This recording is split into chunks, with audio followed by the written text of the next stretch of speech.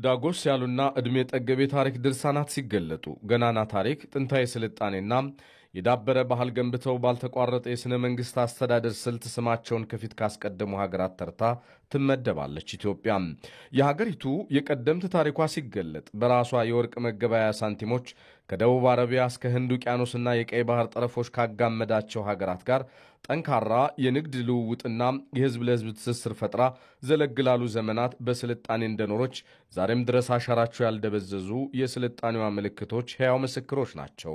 እዚህ ላይ ግን አንድ ጥያቄ ይነሳል። የአክሱምን ስልጣኔ ያገነኑ አስተሳሰቦች፣ የላሊበላን ረቂቅ ኪነ ህንፃ የፈለፈሉ እጆች፣ የጎንደርን አብያተ መንግስታት ያነበሩ ስልጡን ህዝቦች፣ የጀጎልን ግንብ የእድገታቸው ማሳያ ያደረጉ ህዝቦች ስለምን የዚችን ሀገር እድገት ማስቀጠል ተሳናቸው? ከመካከለኛው ዘመን የሀገሪቱ ታሪክ እስከ ዘመናዊ የፖለቲካና የህዝብ አስተዳደር ጉዞዋ ድረስ ስልጣኔን ያለማስቀጠል የቁልቁለት የማዝገም ምክንያቶችስ ምንድናቸው? የሚል የእርስ በርስ ጦርነት፣ የፖለቲካ አለመረጋጋት፣ ሰፊ የህዝባዊ ስነ ምህዳር በእነዚህ ሂደቶች መፈጠር፣ ሰፊ ብዙሃ ቋንቋ፣ ብዙሃ ባህል እና ብዙሃ ማንነት ያለውን ህዝብ የማስተናገድ የማህበራዊ ኢኮኖሚ የፖለቲካ መዋቅር ለመፍጠር በመታደርገው ትግል ውስጥ በወጥነት በፊት የነበሩትን አይነት ስልጣኔዎች ለማምጣት የምታደርገውን ጥረት በተወሰነ መንገድ በመሸፈን እነዛን ተላላቅ ስልጣኔዎች ማድገም አልተቻለም ማለት ነው። ቀይ ባህር አካባቢ አዳዲስ የፖለቲካ ኃይሎች ብቅ ማለት፣ የኃይል ሚዛን መቀየር፣ ለምሳሌ የአረቦች በቀይ ባህር ላይ የከፍተኛ ኃይል ማግኘት፣ የንግድ እንቅስቃሴዎች አቅጣጫ መቀየር የመሳሰሉት ጉዳዮች ሀገሪቷ በወጥነት የገነባቸውን ስልጣኔ ተከትላ ለማስቀጠል እንዳትችል ተጠያቂ ምክንያቶች ናቸው። በዜጎች መካከል ከፋፋይ ትርክቶች መቀንቀናቸው፣ አግላይነት የተጫነው የፖለቲካ ስርዓት በሀገሪቱ መንሰራፋትና የሀገሪቱን ብሔራዊ ጥቅም የሚያስጠብቁ ጉዳዮች ፊት ለፊት ጎልተው እንዲወጡ አለማድረግም ለሀገሪቱ የቀጣይ እድገት ማነቆች ሆነው ስለመቆየታቸውም ከብዙ በጥቂቶቹ የሚጠቀሱ እንደሆኑ ይታመንባቸዋል። እነኚህ የታሪክና የፖለቲካ ስንጥቃቶችን በፍጥነት እያረመ ካለፉት ትውልዶች ተምሮ መጪውን ትውልድ በተገቢው መንገድ ቀርጾ የስልጣኔን መሰረት ለመጣል በማያቋርጥ ፈጠራና ፍጥነት እየገሰገሰ ያለው የመደመር ትውልድ አሁን ኢትዮጵያን በልኳ እየሰራ ዜጎቿም ተገቢውን ክብር እንዲጎናጸፉ ቃልና ተግባር አሰናስሎ ጉዞውን ቀጥሏል። ኢትዮጵያ በረጅም የታሪክ ሂደቷ ውስጥ አንድ ትልቅ ችግር አጋጥሟታል። ያን ችግር እንዴት በሳይንሳዊ መንገድ እንፈታዋለን? በተለምዶና በዘልማድ አካሄድ እስካሁን ሞክረን የተለያዩ የተምታቱ አካሄዶች ሄደናል ነው። መደመር እንደ ፖለቲካ ፍልስፍና ይህን ኢትዮጵያን ችግር ለመፍታት መጀመሪያ ያተኮረው ነገር አንድ ሀገራዊ የሆነ ትርክት መፍጠር ነው።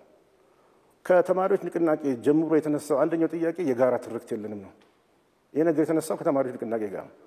ስለዚህ መደመር ያንን የተማሪዎችን ጥያቄ በአዲስ መልክ በማየት ይሄን ችግር ሊፈታ የሚችል አቃፊ ትርክት የማምጣት ነው። ህዝቦች፣ ብሔረሰቦች የተለያዩ የታሪክ ውክልና በታሪክ ውስጥ ያንን ሚና የመገለጽ ጥያቄዎች አንስተዋል። የማንነት ጥያቄ፣ የባህል ጥያቄ፣ የቋንቋ ጥያቄ አንስተዋል። ይሄን ጥያቄ በዘላቂ ሁኔታ የሚፈታ አቃፊ ትርክት ማምጣት የመደመር ፍልስፍና አንደኛ እሴት ነው። የመደመር ፍልስፍና በአንድ በኩሉ አንዳንድ ሰዎች የሚያላዝኑበትን የተበደልኩን፣ ተገለልኩኝ፣ በአግባቡ አልታየሁም የሚለውን ቅሬታ የመለሰ ሐሳብ ነው። በማድረግ አቅሙ የጎለበተ የተቋም ግንባታ የኢትዮጵያን የኃያልነትና የከፍታ ምስጢር የተረዳ የምናብ ከፍታ መጻኤ ተስፋና ዕድሏ የሚያጓጓ ህብረ ብሔራዊት ሀገር የወል እውነቷና የወል ትርክቶቿ የተቃናና የታፈረች ሀገር በእርግጥም የማንሰራራት ዘመን ጅማሬዋ ሀዲድ ላይ ትገኛለች። ኢትዮጵያውያን ማሰብ ያለብን ወደፊት ራዕያችን ምንድን ነው? ወደፊት ለልጆቻችንስ የምናወርሰው እኛ የተጎዳንባቸውን ችግሮች ነው ወይስ አዳዲስ አማራጮችን ሞክረን እነዚህን ችግሮች ቀስ በቀስም ይሁን በተለያየ መንገድ ለመፍታት መሞከር አለብን ነው። አሁን የቀረበው የመደመር ፍልስፍና አቃፊነት ነው፣ ጥያቄ የለውም። አቃፊነት ነው። የተባበረ ክንድ ያሸንፋል። መተባበራችን የሚያስፈልግበት ጊዜ ነው። ብዙ የውጭና የውስጡ ችግሮች እየመጡብን ነው።